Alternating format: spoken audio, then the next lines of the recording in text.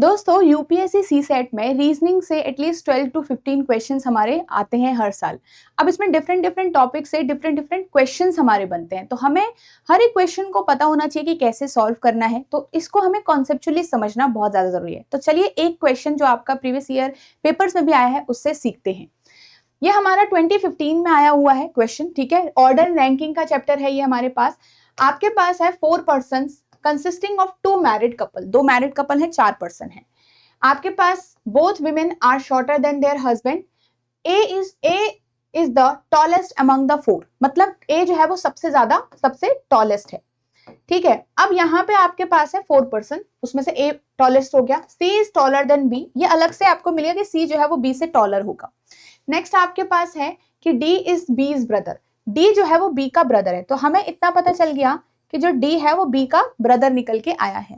Next यहाँ पे क्या कहा गया है कि चारों मैरिड है, मतलब 2 मैरिड कपल है। अब ऑलरेडी 4 ही पर्सन हैं और 2 मैरिड कपल हैं और ये दोनों तो आपके सिबलिंग हो गए, तो एक बार बी मैरिड होगा, एक साइड आपका डी मैरिड हो गया। अब आपको ये तो पता ही है कि आपके पास यहाँ पे लिखा हुआ है डी इज बीज ब्रदर, तो ऑब्वियसली जो डी है वो एक ऑलरेडी मेल पर्सन है और इसने कहा है कि जो आपके विमेन है, जो वाइफ है, वो आपके अपने हस्बैंड से हाइट में छोटी है, लिखा हुआ है ना, shorter than their respective husband.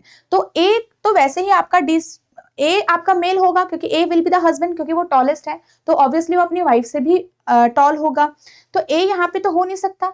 ए किससे मैरिड होगा? बी से। A must be a male person, B must be a female person.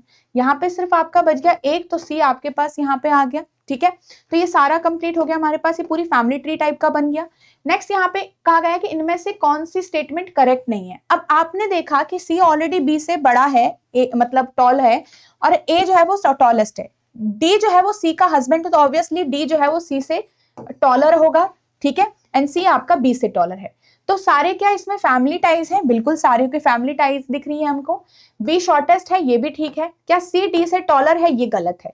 तो आपके पास सी ऑप्शन गलत आया है। तो इस तरीके से इन क्वेश्चन को सॉल्व करते हैं। First we read all the information carefully, जो जो चीजें हमें समझ आ रही है उसको हम लिखते रहते हैं और धीरे धीरे हम इसको आगे जो भी हमें यहाँ पे अरेंजमेंट बनानी है वो हम बनाते हैं, ठीक है। तो इसी टाइप से आप डिफरेंट डिफरेंट क्वेश्चन प्रैक्टिस कर सकते हैं इसी चैनल पे से।